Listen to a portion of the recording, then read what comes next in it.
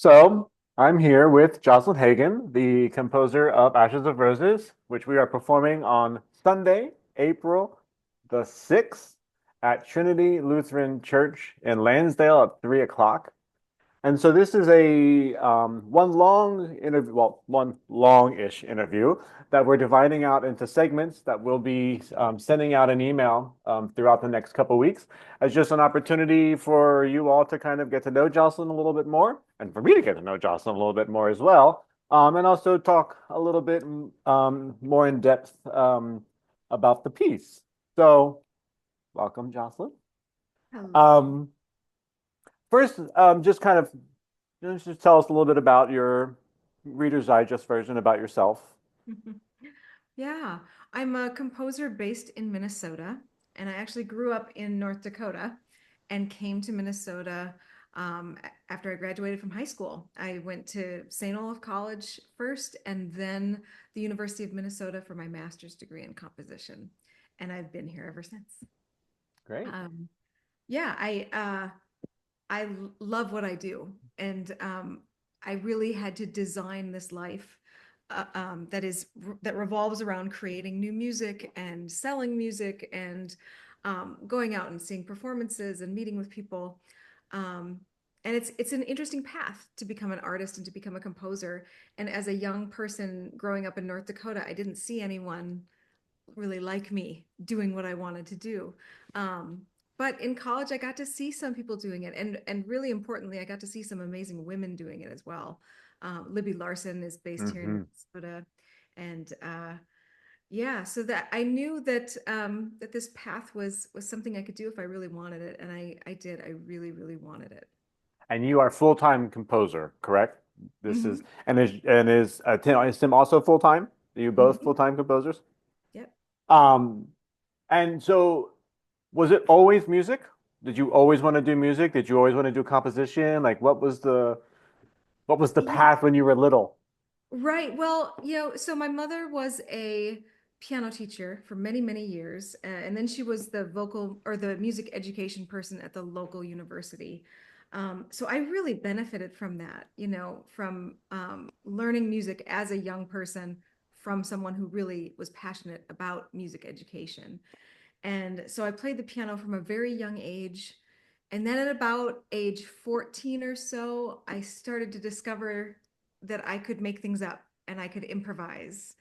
And that's like, it just kind of exploded, right? And so I started by writing songs. I was a singer-songwriter, and I think you can really hear that in my work, Hmm.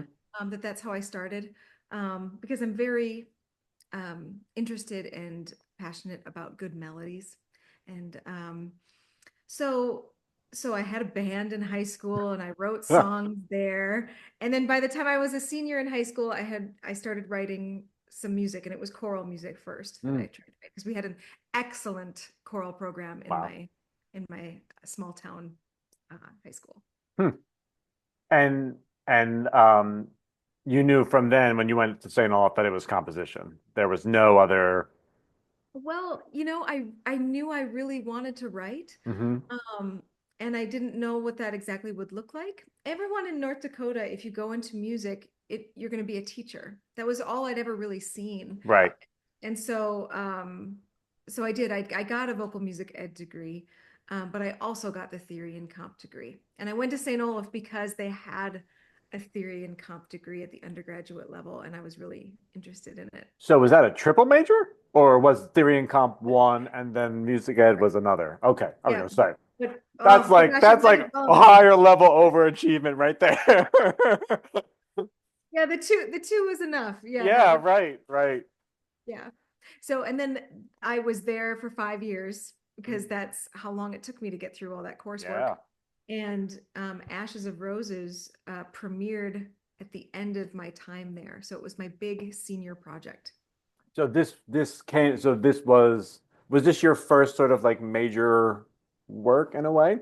Yeah, I mean, I had written a song cycle prior to this that is still performed to this day as well, which brings me such delight. Mm, Um, but yeah, this was kind of the big piece, and I had never written for orchestra before. I had written, little assignments and things like that, but nothing of this scale, not even close. And yeah, it was just something I really, really wanted to do. And so I did. And so, in addition to um, composing, I don't think anyone that would on this video would know that you and your husband also own a publishing company, which Yeah. I use with my other group. I have another group in Lancaster, Pennsylvania, and we have done numerous pieces from graphite. And I'm a big fan of the company. So for those of you who don't know, Graphite is a solely living composer. Am I correct in saying that? Um, Outlet or no? yeah, it's mostly living Okay, composers. We had one composer pass away a few years ago. And there's now we have some more works that are historical and things like that on the site. wonderful. But yeah, when it started, it was all living composers and emerging composers when we began. Mhm. And did it stem from kind of like a need to not have a huge publishing company needed to promote your own pieces and to publish yourselves? Yeah. Yeah, it's an interesting thing because when you're a composer and you're like, yes, I want to do this, and the big question is how you get your music into the hands of people who will perform it, right? Hmm. It's a big part of the journey. And both my husband and I were singing in professional groups. He was singing in Cantus at the time, Hmm. and I was singing in a fabulous group here in Minnesota, and was writing high level music, which meant it was challenging. And, we were pushing some boundaries, and we were also unknown. So the publishers weren't really interested in us. They knew that they couldn't put it out there and that it would sell because we just hadn't made a name for Right, ourselves. And there's a big difference between publishing your music yourself and keeping all of the profit, but also managing also all the expenses that come with a publishing company, and then signing on with a publisher who takes the majority of the profit, but you don't have to do that work. We really wanted something in the middle, and so right. that was also part of the impetus for creating Graphite Publishing. Wonderful. Just one little last personal question, and then we'll get into the heavier thing. Do you like to read? I'm very enamored by this library behind you. I'm looking at all these different titles, and you have a very varied library in and I don't think any of them are music, are they?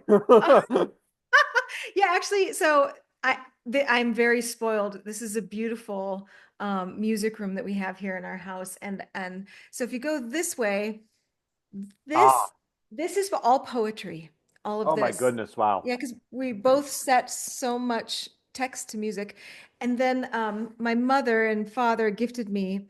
This is the grand piano that I grew up playing, Oh, so wow. that's really special. And That's then all the awesome. music books are over there, but. But yeah, this is like Yeah, I sci-fi. was gonna say sci-fi and fantasy, and yeah, wow, Yeah. Yeah. So that's awesome. yeah, Tim and I we read and we play board games and we watch sci-fi. It's what we do. You know what? We all have to do something other than music all day, and we got to do something that can like turn something off and then go on. Yeah. So, wonderful. So we're going to talk about now the piece that we are performing, and we're going to take just a little bit of a pause. So before we get into that.